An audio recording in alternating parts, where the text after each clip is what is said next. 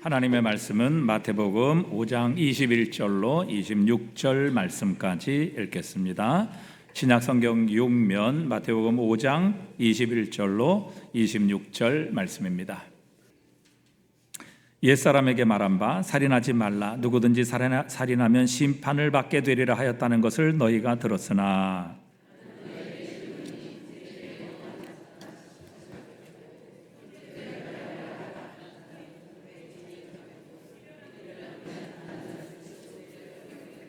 그러므로 예물을 제단에 드리려다가 거기서 내 형제에게 원망 들을 만한 일이 있는 것이 생각나거든.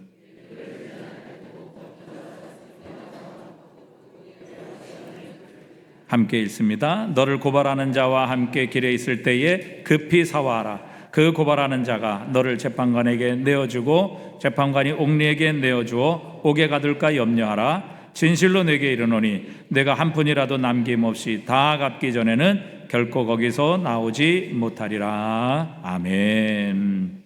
예수님께서 이 땅에 오셔서 많은 유대인들 가운데서 행하셨던 예수님의 모습은 참 파격적이었습니다. 유대인들이 멸시하고 또 유대인들이 상종하지 않았던 죄인들, 세리들 예수님께서는 환영하셨고 또 그들과 함께 교제하시고 식사도 나누셨습니다. 유대인들은 안식일을 하지 말아야 될 일이라 하는 그런 일들을 안식일 날 행하셔서 병든 자들을 고치시기도 하시고 또 그들을 건강하게 회복시키시는 그 일도 하셨습니다.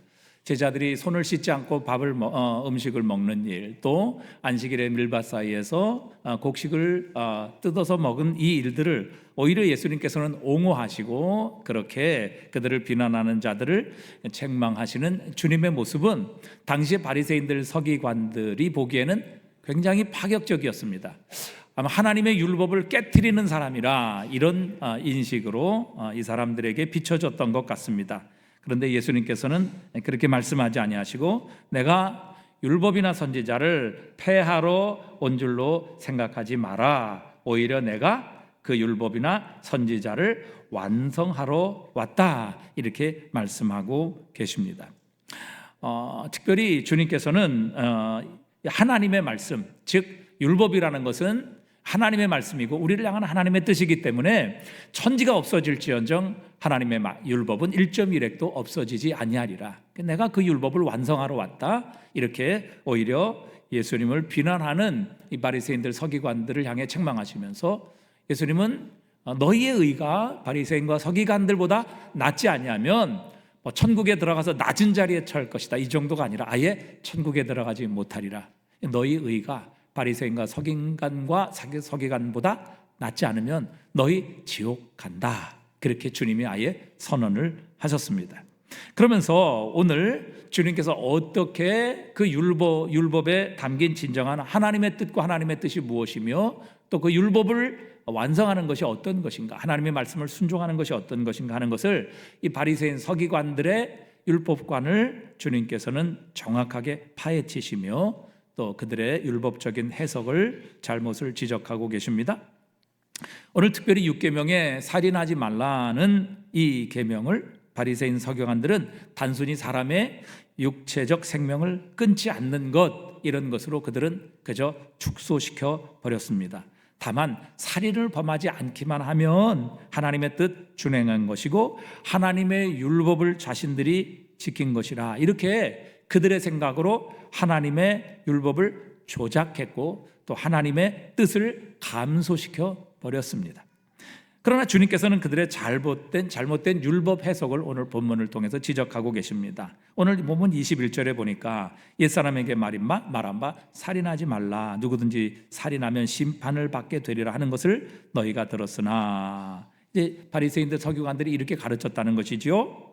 그러나 나는 너희에게 이르노니 형제에게 노하는 자마다 심판을 받게 되고 형제를 대하여 나가라 하는 자는 공회에 잡히게 되고 미련한 놈이라 하는 자는 지옥불에 들어가게 되리라. 이렇게 말씀을 하십니다. 그러니까 이 서기관 바리새인들의 율법적인 가르침과 해석을 주님께서는 정확하게 해석을 하시고 그 뜻이 무엇인지를 분명하게 주님의 제자들에게 가르치고 계시는 겁니다. 자, 주님의 이 율법에 대한 해석 첫 번째, 이 서기관들과 바리새인들의 율법적인 해석, 율법의 해석은 율법의 문자와 행동에 국한되어 있었습니다. 그렇게 하나님의 뜻을 축소시켜 버린 것이죠. 그러나 진정 율법을 주신 하나님의 의도, 하나님의 마음은 바로 우리의 마음, 우리의 중심에 있다는 것을 가르쳐 주십니다. 예수님은 그것을 지적하고 계시는 것이죠.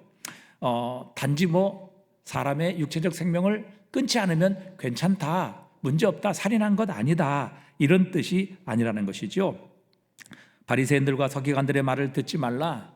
너희가 만약 누구든지 형제에게 노하는 자, 분노하는 자는 심판을 받게 되리라. 즉 형제에게 노하는 자는 살인하지 말라는 말씀에 대한 심판과 똑같은 심판을 받으리라. 그렇게 주님께서는 해석하고 계시는 겁니다. 그러니까 이 주님의 말씀을 통해서 우리는 하나님께서 율법을 주신 분명한 의미, 그리고 참된 율법의 해석을 우리는 발견하는 지점입니다.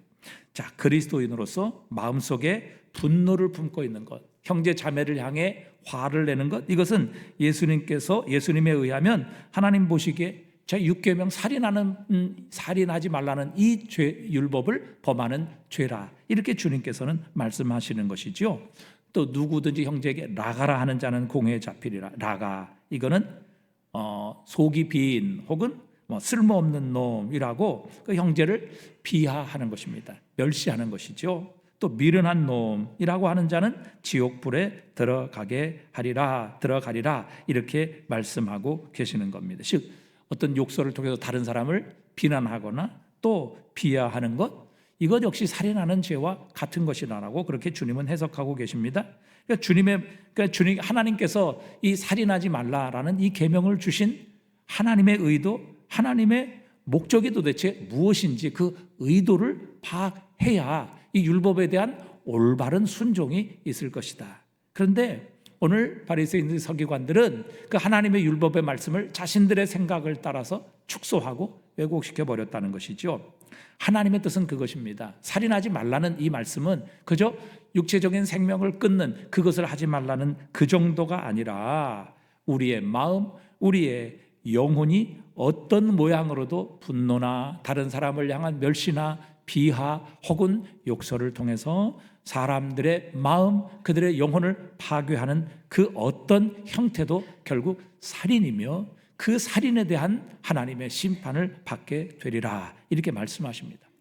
마태복음 15장 19절에 보니까요, 마음에 나오는 것은 악한 생각과 살인과 간음과 음란과 도둑질과 거짓 증언과 비방이라, 이렇게 말씀하십니다. 우리가 언뜻 보면 이 악한 생각, 살인, 간음, 이것이 다 똑같은 우리 동등어로 이렇게 생각을 하는데, 사실 정확하게 해석을 해보면 우리 마음에 나오는 것은 악한 생각인데 그 악한 생각이 어떤 거냐? 곧 살인과 간음과 음란과 도둑질과 거짓 증언, 비방, 이것이 악한 생각이고 이것이 어디로부터 나온다고요? 우리의 마음으로부터 나오는 것이다, 이렇게 말씀하고 계십니다.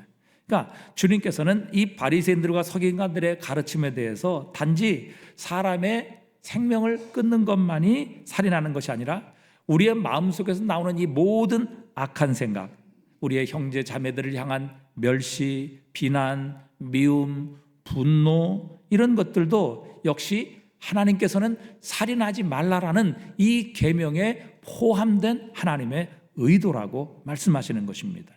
여러분, 우리가 사람의 생명을 직접 살인하지 않아도 얼마든지 우리의 말로, 우리의 마음속에서 여러분 사람과 인격을 파괴하는 일들이 얼마나 많은지 알 수 없습니다. 여러분, 요즘 SNS를 통해서 많은 사람들이 댓글을 답니다. 그런데 그 댓글 가운데 악성 댓글, 정말 그 사람을, 인격을 완전히 살해하는 이런 악성 댓글, 또 전혀 있지 않는 그런 허위의 이야기들을 통해서 여러분 사람들의 마음과 인격과 생명을 여러분 살해하는 일들이 얼마나 많습니까? 여러분, 많은 연예인들이 그 잘못된 댓글, 악성 댓글로 인해서 스스로 목숨을 끊는 이런 일들도 우리 주변에서 얼마든지 일어나고 있죠. 그들은 결코 살인하지 않았습니다, 이렇게 말할 수 없다는 사실입니다. 그들의 마음으로, 그들의 말로, 그들의 손으로, 그들의 자판으로 사람의 생명을 끊어버린 것과 다름이 없는 것이지요. 여러분, 다른 사람을 소외시키고 또 멸시하고 비판함으로 그 사람의 심령과 마음에 살인하는 방법도 얼마든지 있습니다. 여러분, 우리의 자녀들 가운데 학교에서 왕따를 당하지요. 멸시하는 겁니다. 완전히 배제시키는 것이지요. 그래서 학생들 가운데서도 스스로 목숨을 끊는 일들이 여러분, 우리의 매스컴을 통해서 비일비재하게 들려지고 있는 이런 세상입니다. 여러분, 우리의 손을 대지 않고서도 얼마든지 우리의 마음으로 또 우리의 분노 또 우리의 다른 사람을 향한 비하, 비난, 멸시 이런 것들을 통해서 상대방의 인격과 그들의 삶, 그들의 마음, 심지어는 그들의 생명까지도 끊어버리는 이런 일들, 이것 주님께서 살인하지 말라라는 계명에 포함된 하나님의 의도, 하나님의 뜻이라고 가르쳐 주고 계시는 겁니다. 많은 유대인들, 특별히 바리새인들과 서기관들은 그저 자신들은 상대방의 생명만 끊지 않으면 우리는 율법을 지켰어, 하나님의 뜻을 온전히 준행했어, 이렇게 생각했는데 주님께서는 전혀 그들의 잘못된 해석을 지적하시며 율법을 주신 하나님의 의도, 하나님의 뜻이 무엇인가를 분명하게 밝혀주고 계십니다. 살인하지 말라, 이 주신 율법에는 다른 사람을 향한 분노, 멸시, 미움, 무시, 비하 이런 모든 것들을 함께 포함하여 우리의 형제 자매들을 그렇게 대하지 말 것을 우리 주님께서 그렇게 말씀하고 계시는 겁니다. 여러분, 가인도 자신의 제사는 하나님께서 받지 아니하시고 동생 아벨의 제사를 하나님께서 받으시자 창세기 4장 5절에 보니까요, 이렇게 말씀하십니다. 가인과 그의 제물은 받지 아니하신지라 가인이 몹시 어떻게 됐어요? 가인이 몹시 분노했다는 것이죠. 화가 났다는 겁니다. 가인이 자신의 제물과 제사가 하나님께서 받아들이시지 않자, 그리고 동생의 제사와 제물을 받으시자 하나님께 대해서 분노했고, 그리고 동생에 대해서 분노하고 화내며 미워하는 마음을 갖게 되었습니다. 어떻게 됐습니까? 이 분노의 마음이 결국 자신의 동생 아벨을 죽이는 살인으로 나타나게 되었습니다. 그러니까 여러분, 우리의 마음속에 있는 분노는 결국 그 결과가 살인으로 나타날 수 있는 출발점이라는 것을 우리 주님께서 지적하셨습니다. 여러분, 주님께서 그리스도의 피값으로 저와 여러분을 사시고 구속하셔서 하나님의 자녀를 삼게 하신 이유는, 하나님은 결코 우리를 생명을 죽이는 자로, 생명을 파괴하는 자로 부르지 않으셨습니다. 우리는 예수 그리스도를 믿음으로 말미암아 새 생명을 얻었습니다. 그러기에 우리는 생명을 살리는 자가 되어야 합니다. 생명을 구원하는 자가 되어야 하는 것이지요. 나로 인해 하나님의 생명을 얻는 자가 되도록 우리는 하나님의 부르심을 받았습니다. 사람을 낚는 어부가 되어 이 죽음의 샘에서 생명의 샘으로 사람들을 옮기는 이 사명으로 하나님께서 저와 여러분을 예수 그리스도의 십자가로 불러주신 것입니다. 바리새인들, 서기관들은 겉으로는 살인을 하지 않았고 행동으로는 사람을 죽이는 일을 하지 않았을지는 모르지만, 그러나 그들의 마음속에는 사람들, 죄인들 미워하고 증오하며 멸시하며 비웃었습니다. 그러면서도 자신들은 사람을 죽이지 않았기 때문에 살인하지 말라 하는 이 계명을, 율법을 지켰기에 하나님 앞에서 자신의 의로움을 자랑했고 또 사람들 앞에서 떳떳하다고 여겼던 것이죠. 바로 이런 바리새인 서기관들을 향해 주님께서는 회칠한 무덤이라, 독사의 자식들이라 이렇게 책망하시고 저주하셨습니다. 겉으로는 사람을 살해하지 않았을지 모르지만, 그러나 그들의 마음속에는 미움과 분노와 또 멸시와 비하, 또 이런 모든 것들을 통해서 그들의 마음속에는 이미 살인의 마음, 살인의 동기로 가득 채워져 있었는데, 겉으로 보기에는 살인하지 않고 율법을 지키고 있었기 때문에 하나님과 사람 앞에서 자신은 의로운 삶을 살았다, 떳떳하다, 이렇게 그들은 자기 자신을 포장하고 있었던 것입니다. 여러분, 오늘 저와 여러분의 마음의 상태는 어떠하십니까? 혹시 우리의 형제 자매들을 향해 까닭없는 분노를 지금 마음속에 품고 계시지는 않는지요? 형제 자매들을 미워하고 계시지는 않습니까? 우리에게 아무런 일을 하지 않았음에도 불구하고 상대방을 무시하거나 혹은 욕하고 있지는 않습니까?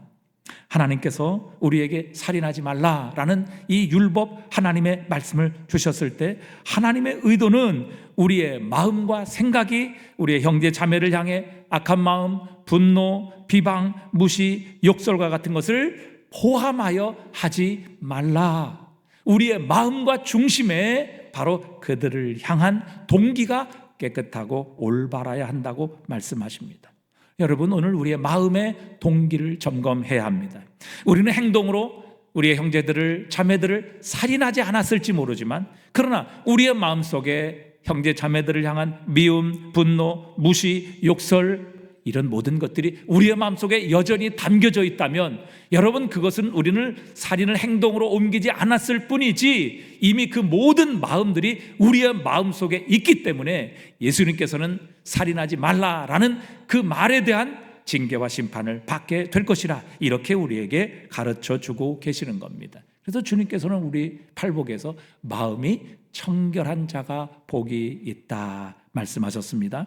사람은요, 우리의 동기를 볼 수 없습니다. 그렇기 때문에 우리의 행동만 보지요. 그러나 하나님은 우리의 마음도 보십니다. 우리의 동기도 보시고요, 우리의 중심을 알고 계십니다. 말이나 행동은요, 저절로 나온 것이 아니라 우리의 마음과 생각에서 나온 것이기 때문입니다. 중국에는 모소대나무라는 것이 있다고 합니다. 그런데 이 모소대나무는 4년 동안 3cm밖에 자라지 않습니다. 성장이 아주 미미한 것이죠. 그래서 사람들은 이게 죽었나? 이게 자라지 않는 나무인가? 이렇게 생각할 수도 있다고 합니다. 그런데 5년째가 되면 하루에 30cm씩 자라서 6주 만에 무려 15m의 큰 대나무가 된다고 합니다. 엄청난 성장과 비약이 이루어지게 되는 것이지요. 그런데 사실 우리가 잘 따져보면 4년 동안 매년 3cm씩 자란 것이 아니라 사실 모든 것이 자라날 수 있도록 4년 동안 그 뿌리가 온 땅에 퍼져 준비되고 있었던 것입니다. 그러기에 5년째가 되면 그 퍼진 뿌리에서 결국에는 하루에 30cm씩 자라나 6주 만에 15m의 엄청난 대나무가 되는 것이지요. 여러분, 우리의 마음을 잘 준비해야 합니다. 우리의 마음을 잘 관리해야 합니다. 여러분, 선한 마음으로, 아름다운 마음으로 준비되면 언젠가 시간이 지나게 되면 우리의 삶에는 아름다운 열매가 맺혀지게 될 것입니다. 하나님 기뻐하시는 열매가 맺혀지게 될 것이라는 것이지요. 그러나 우리의 마음이 미움과 분노, 또 상대방을 향한 멸시, 비판, 비방, 욕설, 이런 것들로 우리의 마음이 채워져 있다면 언젠가는 나쁜 열매가 맺혀지게 될 것이고 우리 하나님으로부터 심판받는 날도 오게 될 것이라 말씀하십니다. 욕심이 잉태한 즉 뭐를 낳아요? 죄를 낳고, 죄가 장성하면 뭐가 돼요? 사망을 낳느니라. 여러분, 우리의 마음도 결국에는 결과를 나타내게 되는 것입니다. 마음에 품은 것이 열매로 나타나게 되는 것이죠. 욕심이라는 마음을 품게 되면 결국 죄가 나타나게 되고, 그 죄는 결국 사망이라는 열매로 맺혀지게 되는 것입니다. 주님께서는 우리의 살인하는 행동을 보시는 것뿐만 아니라 우리의 마음, 우리의 동기도 보고 계십니다. 그러기에 우리의 마음이 착해야 합니다. 아름다워야 합니다. 하나님 보시기에 기뻐하시는 중심이 되어야 합니다.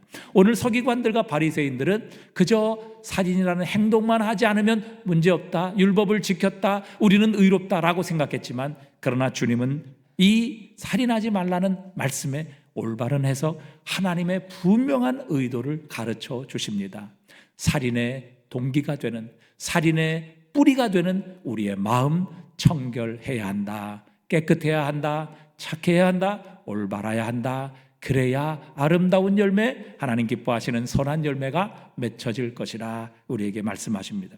두 번째, 이 바리새인들과 서기관들의 태도를 통해서 우리에게 주님 말씀하신 것은 우리의 태도는 소극적이거나 부정적인 것이 되지 아니하고 오히려 적극적인 것이고 긍정적인 것이 돼야 한다, 이렇게 말씀하시죠. 오늘 보면 23절에 보니까 그러므로 예물을 제단에 드리려다가 거기서 내 형제에게 원망 들을 만한 일이 있는 것이 생각나거든 예물을 제단 앞에 두고 먼저 가서 형제와 화목하고 그 후에 와서 예물을 드리라, 이렇게 말씀하십니다. 다만 사람에 대해서 악한 생각을 품지 말아야 할 뿐만 아니라 살인하지 말라는 하나님의 요구는 우리가 형제 자매와 바른 관계를 갖기 위해서 적극적인 태도를 취해야 한다, 이렇게 말씀하고 계시는 겁니다. 먼저 가서 형제와 화목하라, 이렇게 말씀하고 계시는 것이죠. 우리는 좋아, 나는 실제 살인을 범하면 안 돼, 그리고 사람들에게 이렇게 분노하거나 욕해서도 안 돼,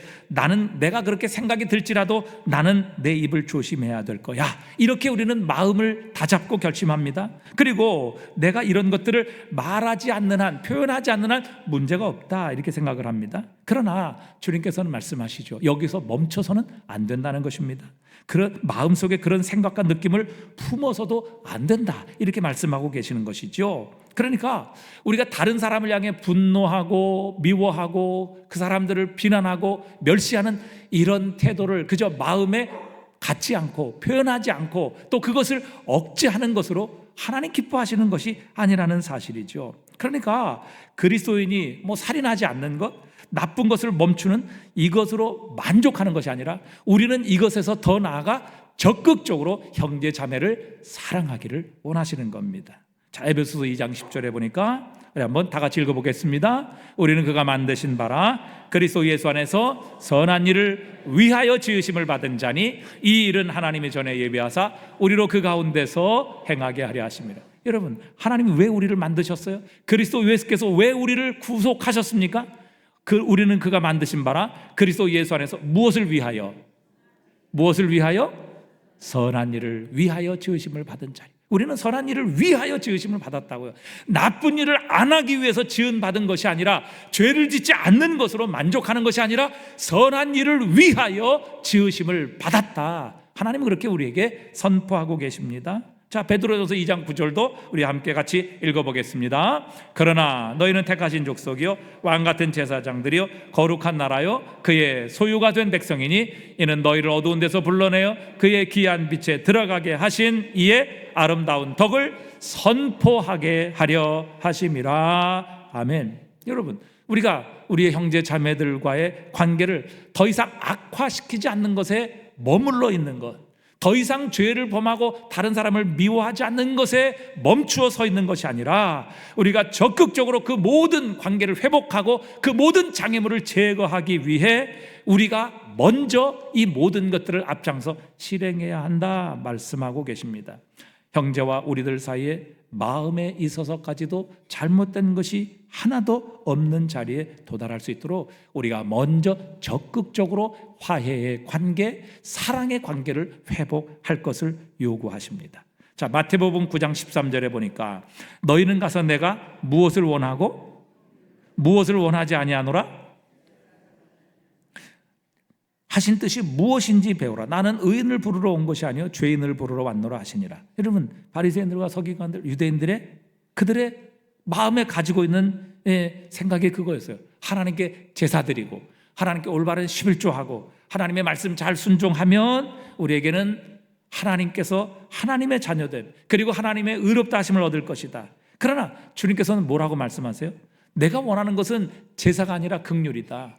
너희가 죄인들 혹은 하나님 사랑하시는, 하나님 구원하시기 원하시는 자들을 향해 너희들은 미워하고 그들을 배척하고 그들을 멸시하면서도 여전히 내 앞에 나와서 제사를 드린다면 그 제사는 결코 내 앞에 상달되지 못할 것이다. 너희는 내 마당만 밟고 가는 것 뿐이다. 결코 그것이 나에게 상달되거나 그 제사가, 그 제물이 나를 기쁘게 할 수 없다.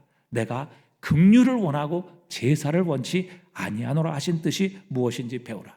그러면서 나는 의인을 부르러 온 것이 아니요 죄인을 부르러 왔노라 주님이 말씀하십니다. 주님께서 오셔서 죄인들을 부르시고 그들을 사랑하시고 그들을 구원하시고 그들에게 복음을 전하셔서 그들을 이 영원한 어둠과 하나님의 진노와 심판에서 건지셔서 하나님의 나라로, 빛의 나라로, 아들의 나라로 옮기시는 그 일을 하셨을 때 오히려 이 서기관들과 바리새인들은 그 예수님의 사역에 협력하고 순종한 것이 아니라 예수님을 비난했습니다.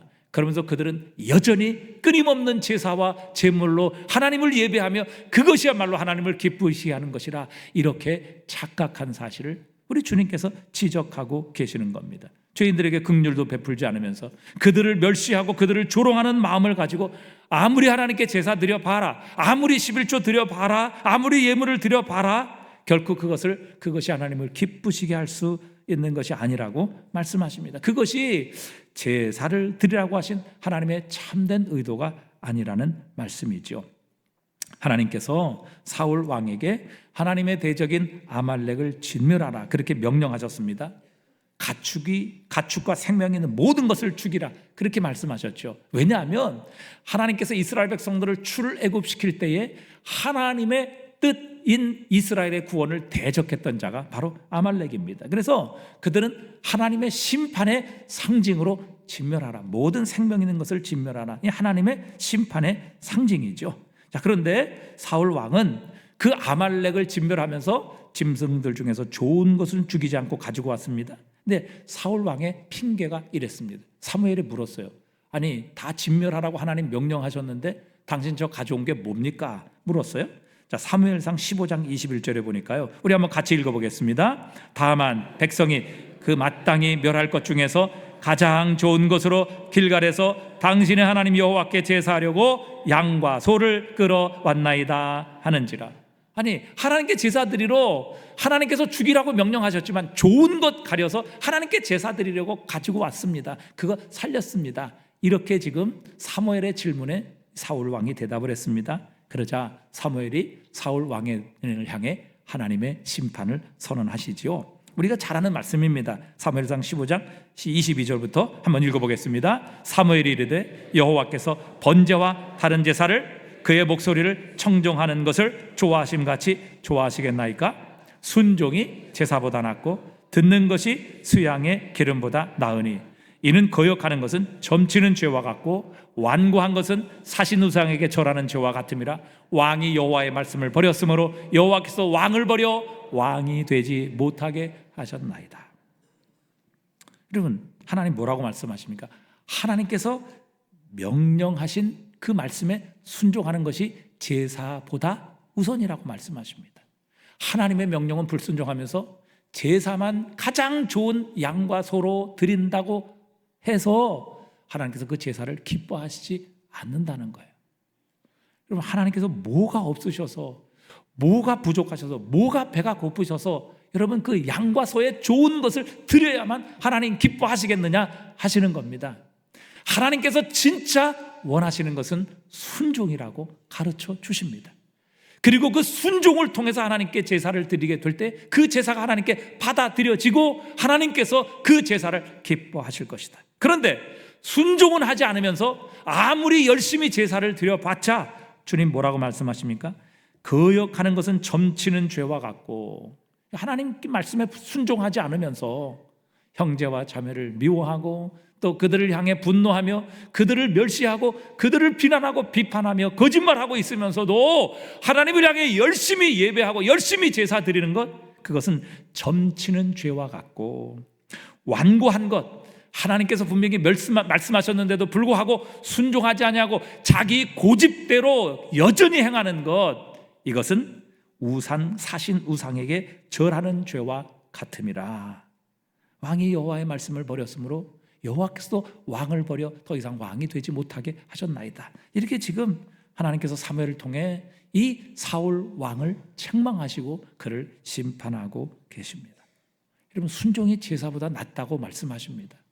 여러분, 불순종하고 여러분 형제 자매 미워하고 형제 자매와 늘 관계가 깨어지고 그들을 무시하고 비난하고 그들을 향해 분노하며 그들을 향해 거짓말하고 있으면서도 여러분 예배는 빠짐없이 나오고 하나님께 철저한 11조를 드린다고 해서 그것이 과연 하나님 기뻐하시고 우리를 향해 요구하시는 하나님의 예배냐? 예수님께서 지금 이것을 우리에게 지적하고 계시는 것이죠. 본문에서도 그 말씀입니다. 우리의 제사보다 형제 자매의 관계를 회복하고 사랑하는 것, 이것이 하나님 앞에서의 우선순위다. 그래서 이것이 되지 않으면 하나님께 잠시 기다리시라고 말씀드리고 먼저 가서 형제 자매와 모든 관계를 회복해라. 그리고 와서 나를 예배하면 내가 그 예배를 기쁘게 받으리라. 주님께서 그렇게 우리에게 말씀하고 가르쳐 주시는 것입니다. 시편 66편 18절에도 내가 나의 마음에 죄악을 품었더라면 주께서 듣지 아니하시리라. 여러분, 내 마음속에 형제 자매의 관계가 여전히 장애물로 막혀 있다면 여러분, 그 관계를 가지고도 하나님 앞에 나와 제사를 드리고 예물을 드린다 할지라도 그거 하나님 기쁘시게 할 수 없다. 순종이 제사보다 낫다. 순종하는 것이 하나님을 100번 예배하는 것보다 낫다. 불순종하고 고치지 않고 바꾸지 않는 그 고집을 가지고 있으면서도 아무리 100번 예배하고 1000번 하나님께 제물을 드릴지라도 그것이 하나님을 기쁘시게 할 수 없다는 것을 주님은 가르쳐 주십니다. 여러분, 우리의 혈액이 순환되지 않으면 뇌경색이 오거나 아니면 심장마비가 찾아오게 됩니다. 그리고 그런 증세를 느끼게 되면 빨리 스텐트를 사용해서 수술을 하든지 약물을 통해서 혈전을 녹여야 우리의 혈액이 순환되기 시작하고 그렇게 돼야 우리가 삽니다. 끝까지 그거 고집하게 되면 결국 막히고 터지게 되지요. 마찬가지입니다. 여러분, 우리의 모든 장애물들, 특별히 형제 자매와의 장애물들을 우리가 제거하고 해결할 때에 하나님의 은혜가 흐르게 되는 것입니다.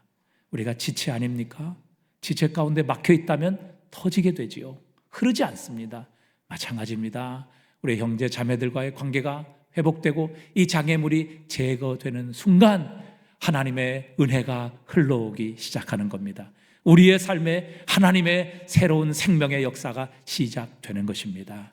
그러기에 우리는 하지 않았다, 죄를 범하지 않았다는 그 자리에 만족할 것이 아니라 적극적으로 관계를 회복하며 다시 한번 형제 자매의 관계를 사랑의 관계로 회복시키시는 이 삶이 우리에게 우선적인 것이라고 주님은 두 번째 말씀하십니다. 마지막 세 번째, 여러분, 이 모든 행동은 우리에게 긴급성을 요구하고 있다고 말씀하십니다. 자, 25절을 보니까요, 이렇게 말씀하시죠. 너를 고발하는 자와 함께 길에 있을 때에 급히 사화하라. 그 고발하는 자가 너를 재판관에게 내어주고 재판관이 옥리에게 내어주어 옥에 가둘까 염려하라. 진실로 내게 이르노니 내가 한 푼이라도 남김없이 다 갚기 전에는 결코 거기서 나오지 못하리라. 이 말이 무슨 말씀입니까? 자, 나를 고발하는 자가 나와 함께 길에 있습니다. 빨리 여기서 사과하라는 겁니다. 여기서 문제를 풀라는 것이죠.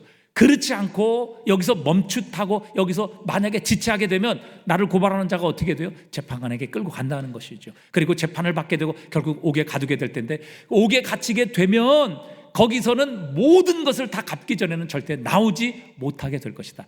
그때가 가기 전에, 그때까지 가기 전에, 그 지경까지 가기 전에 빨리 길에서 있을 때에, 재판장까지 가기 전에 여기서 급히 사과하고 이 모든 문제를 빨리 풀라, 이렇게 말씀하고 계시는 것이죠.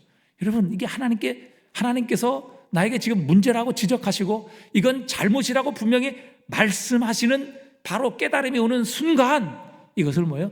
즉시 행해야 한다는 것입니다. 왜요? 여러분, 우리는 내일 이 자리에 있을지 어느 누구도 장담할 수 없어요. 우리의 형제 자매들과의 관계가 회복되지 않은 채로 그 형제 자매가 나를 완전히 떠날 수도 있고 아니면 하나님께 부름받을 수도 있어요. 그렇게 되면 어떻게 됩니까? 해결되지 않은 상태로 우리는 주님 앞에 가야 될 것이고 그 모든 문제가 해결되기까지는 우리가 모든 그 죄값을 갚아야 된다. 주님 그렇게 말씀하시는 거예요. 그때가 되기 전에 급히 즉시 모든 관계를 회복하고 모든 문제를 풀어내라가라, 우리에게 말씀하고 계시는 것이죠. 그 말씀입니다. 너를 고발하는 자와 함께 길에 있을 때, 재판정까지 가기 전에, 그래서 판결을 받고 감옥에 들어가서 모든 것을 다 갚아야 하는 그때가 오기 전에 지금 여기에서 즉시 화해하라. 자, 주님께서 서기관과 바리새인들의 이 잘못된 율법관, 그들이 자신의 생각으로 하나님의 말씀을 축소하고 왜곡하고 그렇게 만들었던 이 살인하지 말라 예지요. 이제 주님께서 이제 6가지 예를 들어서 이제 앞으로 우리에게 말씀을 해주시는데, 첫 번째가 살인하지 말라는 이 잘못된 율법에 대한 해석이었어요. 주님께서 이 잘못된 율법에 대한 해석, 첫 번째, 율법은 문자나 행위가 아니라 우리의 마음, 우리의 중심이 문제라고 말씀하시는 겁니다. 하나님께서 살인하지 말라고 말씀하시는 이 하나님의 요구의 중심에는 바로 우리로 하여금 하나님 기뻐하시는 마음, 정결한 마음, 깨끗한 마음, 사랑하는 마음 중심으로 우리 형제 자매들을 대하기를 원하시는 하나님의 마음이 있다는 것. 두 번째는 바로 우리가 죄를 범하지 않았다는 그 사실에 만족하고 거기에 머물러 있는 것이 아니라, 두 번째는 적극적으로 이 문제를 해결하기 위해 우리가 나서야 한다는 것. 그래서 적극적으로 선을 행하는 일, 바로 이것이 하나님께서 이 살인하지 말라라는 계명에 주신 두 번째 하나님의 의도이며, 마지막 세 번째는 이것을 깨달았을 때 즉시 바로 긴급하게 이 모든 것을 해결하라는 주님의 하나님의 의도가 이 말씀 속에 담겨 있음을 예수님은 오늘 이 말씀을 통해 바리새인과 서기관들의 잘못된 율법 해석을 분명하고 정확하게 지적하셨을 뿐만 아니라 하나님께서 그 살인하지 말라는 말씀 속에 담겨두셨던 하나님의 마음, 우리 하나님의 백성을 향한 요구를 아주 정확하고도 정직하게 우리 주님께서 해석하고 계시는 겁니다. 자, 그렇다면 이제부터 문제입니다. 자, 우리는 이 바리새인들과 서기관들도 행할 수 없었던 이 하나님의 뜻, 하나님의 율법을 어떻게 지킬 수 있겠느냐 하는 것이죠. 아니, 그 철저하게 자신의 생명과 목숨을 걸고 하나님의 율법을 지킨다고 노력했던 이 바리새인들과 서기관들의 의를 뛰어넘는 그런 하나님 앞에 의로운 삶이 어떻게 우리의 삶에 일어날 수 있겠느냐 하는 것입니다. 우리가 어떻게 바리새인과 서기관들보다 나을 수 있겠느냐 하는 것이죠.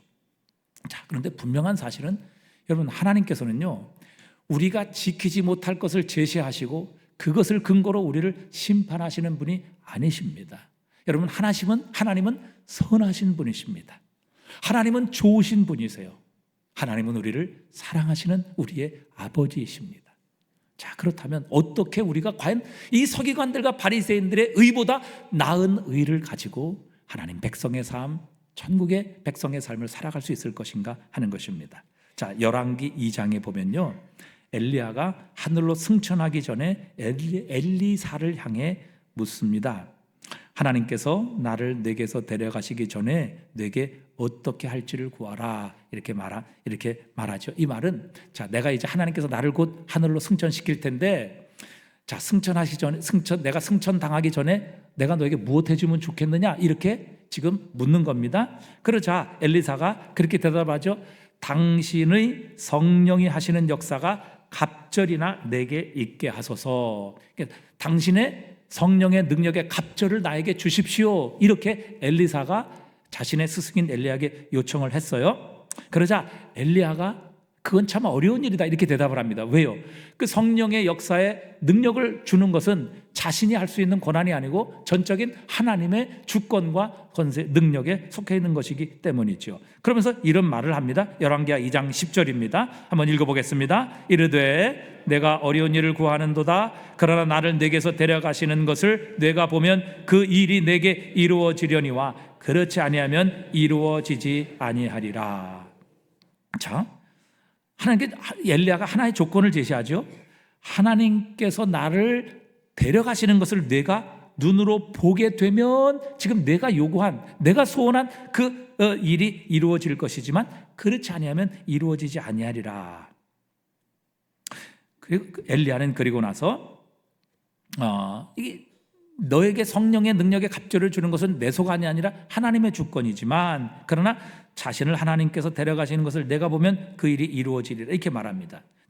근데 엘리사는 하나님께서 엘리야를 불말과 불병거로 데리고 가시는 것을 본 것으로 끝나는 정도가 아니라 나중에 보니까 이 엘리야의 겉옷까지도 이 엘리사가 취하게 되는 것을 보여주십니다. 자, 열왕기하 2장 13절에 보니까요, 엘리야의 몸에서 떨어진 겉옷을 주워가지고 돌아와 요단 언덕에 서서 그랬어요.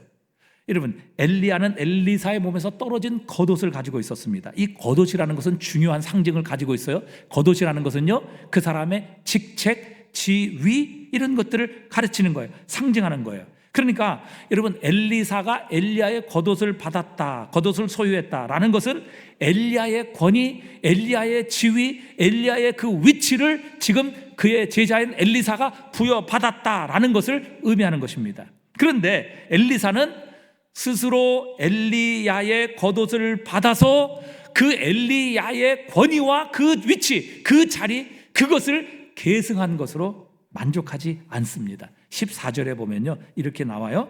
자, 14절 다시 한번 읽어보겠습니다. 엘리야의 몸에서 떨어진 그의 옷을, 그의 겉옷을 가지고 물을 치며 이르되 엘리야의 하나님 여호와는 어디 계시나이까 하고 그도 물을 치매 물이 이리저리 갈라지고 엘리사가 건너니라. 아멘. 이 엘리사가 엘리야의 겉옷을 가지고 물을 치며, 요단강 물을 치며 이렇게 하나님께 부르짖습니다. 엘리야의 하나님, 엘리야의 하나님 여호와는 어디 계시나이까? 이렇게 하나님께 부르짖었습니다. 무슨 말입니까? 엘리사는 지금 엘리야의 겉옷, 즉 엘리야의 명분, 지위, 그의 어떤 자리만으로 만족할 수 없다는 것입니다. 지금 엘리사에게 필요한 것은 엘리야에게 주셨던 하나님의 능력이었다는 것이죠. 왜냐하면 믿음의 싸움이라는 것은 직책, 즉 그의 겉옷을 가지고 하는 것이 아니라 하나님의 능력을 가지고 하는 것이었기 때문에 엘리사는 하나님의 능력, 하나님의 권능이 필요하다고 지금 하나님께 외치고 있는 것입니다. 겉옷만 가지고, 엘리야의 지위만 가지고, 엘리야의 직분만 가지고 만족하는 것이 아니라 엘리야에게 주셨던 하나님의 능력, 그것이 필요합니다. 왜? 그것이 있어야 이 영적 전쟁터에서 믿음으로 싸워 이길 수 있기 때문입니다. 하나님 겉옷이 아니라 그 겉옷을 통해 역사하시는 엘리야의 능력을 부어 주시옵소서. 지금 엘리사가 그렇게 하나님께 기도하고 있는 거예요. 그래서 엘리야의 하나님 여호와는 어디 계시나이까? 이렇게 하나님께 부르짖었던 것이죠. 그러자 이 엘리사가 가진 엘리야의 겉옷으로 물을 쳤을 때 엘리야처럼 요단강 물이 갈라지고 엘리사가 그 요단강을 걸어서 건너게 되는 하나님의 능력이 임하게 되는 것을 우리에게 보여주셨습니다. 그렇습니다. 여러분, 우리에게 필요한 것은 하나님의 능력입니다. 우리의 직분도 아니고 우리의 자녀됨의 신분이나 명분이나 이름이 아니라 그 이름대로 살 수 있는 능력이 우리에게 필요한 것입니다. 그 직분을 감당할 수 있는 하나님의 권세와 능력이 우리에게 필요한 것입니다. 여러분, 왜 바리새인과 유대인들이 실패했을까요? 바리새인들과 서기관들이 실패한 이유는 하나님의 능력을 공급받아 그 율법의 뜻을 순종하는 것이 아니라 자기의 노력과 자기의 열심으로 하나님의 뜻을 이루려고 노력했습니다. 그러니까 그들은 하나님의 의를 이루려고 노력한 것이 아니라 율법을 자신들이 지키고 자신들이 수고해서 그 율법을 준행함으로 자신들의 의를 나타내려고 노력했기 때문에 결국 하나님으로부터 능력을 받지 못했던 것입니다. 그러나 여러분, 예수 그리스도에게 가면 하나님이 능력을 주십니다. 그래서 예수님이 오신 거예요. 유대인들이 자신의 노력, 자신의 열심을 가지고 하나님의 율법의 요구를 지킬 수 없었기 때문에 예수님 오셨고, 그 예수님께서 오셨을 때에 우리를 위해 십자가를 지시고 죽으시고 다시 사심으로 하나님 우편에서 우리에게 하나님의 능력인 하나님의 성령을 보내주심으로 우리에게 하나님의 능력을 부어주시겠다 약속해 주셨어요. 자, 그 약속이 에스겔서 36장 26절의 말씀입니다. 다 같이 읽어보겠습니다. 또 새 영을 너희 속에 두고 새 마음을 너희에게 주되 너희 육신에서 굳은 마음을 제거하고 부드러운 마음을 줄 것이며 또 내 영을 너희 속에 두어 너희로 내 율례를 행하게 하리니 너희가 내 규례를 지켜 행할지라. 아멘. 여러분, 바리새인과 서기관들의 의가 뭐예요? 자신들이 열심히 율법 지키고 자신들이 열심히 노력해서 결국 하나님의 의가 아니라 자신의 의를 드러내려고 했던 것이 바리새인들과 서기관들의 바로 율법에 대한 태도였어요. 어떻게 됐습니까? 못 지켰죠. 왜? 마음이 안 되니까, 율법을 지킬 능력이 없었으니까. 그래서 어떻게 돼요? 율법을 지키지 못해서 결국 그들은 어떻게 됐습니까? 하나님의 심판 받았잖아요. 멸망당했잖아요. 왜 그래요? 율법이 있었지만 율법을 지킬 능력이 없었어요. 왜? 자신의 노력과 자신의 힘으로 율법을 지키려고 했기 때문에 그들은 결국 율법을 지킬 능력이 없었던 것입니다. 그러나 예수님께 나오면 예수님을 통해서 하나님이 성령을 우리에게 부어주십니다. 성령이 우리에게 임하시면 오늘 뭐라고 말씀하세요? 내가 너희에게 새 마음을 줄 것이다. 너희 육신에서 굳은 마음을 제거하고 부드러운 마음을 줄 것입니다. 그것도 내 영을 너희 속에 두어 너희로 내 율례를 행하게 하리니 너희가 내 규례를 지켜 행할지라. 뭐예요? 내 영을 너희 속에 두어 너희로 내 율례를 행하게 한다. 이게 뭐예요? 하나님께서 성령을 통해 우리에게 행할 수 있는 능력을 주신다는 겁니다. 우리에게 그 마음을 주신다는 것이죠. 새 마음, 새 능력을 주셔서 우리로 하여금 하나님의 율례를 지켜 행할 수 있도록, 그래서 우리의 의가 아니라 하나님의 의를 이룰 수 있도록 하나님께서 예수 그리스도를 통해서 우리에게 성령을 부어주셔서 그 능력을 주시리라. 그래서 하나님의 율법을 지켜 행하게 하시리라. 이것이 바로 바울이 로마서에 말씀하시는 바로 성령을 주시는 의미예요. 자, 로마서 8장 3절부터 우리 한번 다 같이 읽어보겠습니다. 율법이 육신으로 말미암아 연약하여 할 수 없는 그것을 하나님은 하시나니 곧 죄로 말미암아 자기 아들을 죄 있는 육신의 모양으로 보내어 육신의 죄를 정하사 육신을 따르지 아니하고,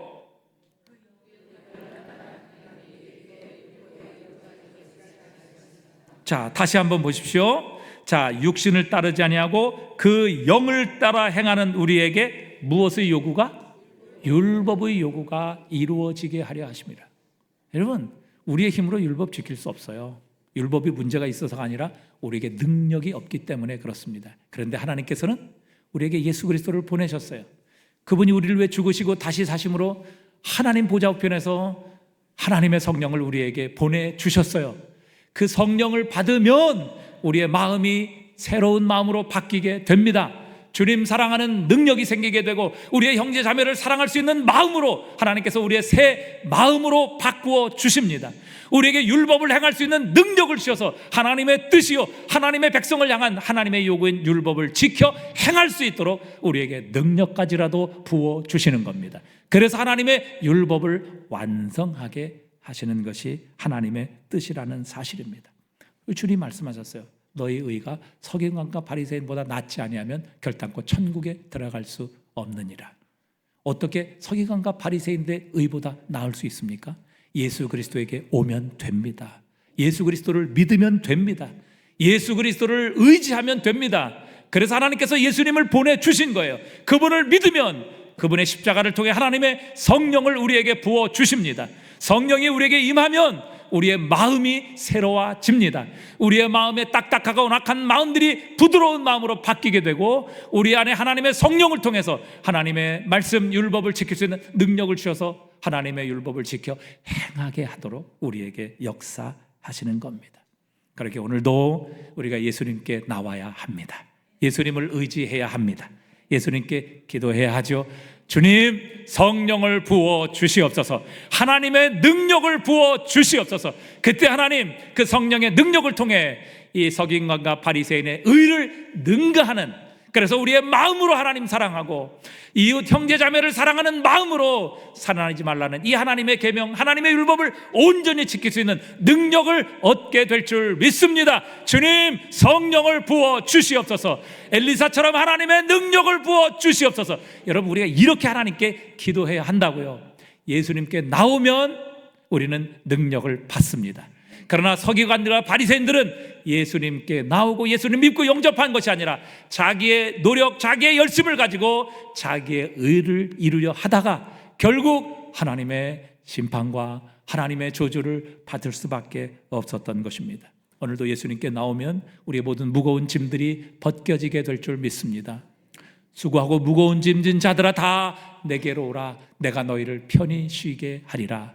여러분, 우리의 힘, 우리의 노력을 가지고 하나님의 율법 지켜 행할 수 없습니다. 그러나 예수님께 나오면 주님의 성령을 부어 주셔서 우리에게 하나님의 능력을 주시며 우리의 마음도 새롭게 하셔서 하나님의 율법의 요구를, 하나님의 백성과 자녀의 요구를 온전히 이루어 주실 줄 믿습니다.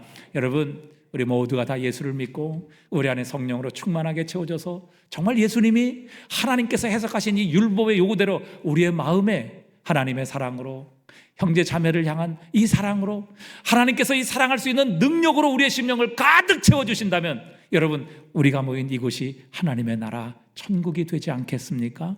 여러분, 이 세상에서는 결코 찾을 수 없고 볼 수 없는 하나님의 나라가 예수 그리스도를 믿음으로 하나님의 성령을 받은 자들 속에 임하여 있다는 것을 세상은 보게 될 것이고 우리에게 물을 것입니다.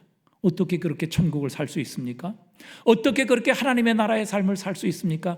우리에게 묻게 될 것이고 그것을 통해서 하나님의 나라는 오늘도 개가시처럼 그리고 누룩처럼 번져나가고 성장하고 자라나고 부흥하는 역사가 일어나게 될 줄 믿습니다. 여러분, 예수님께 오셔야 됩니다.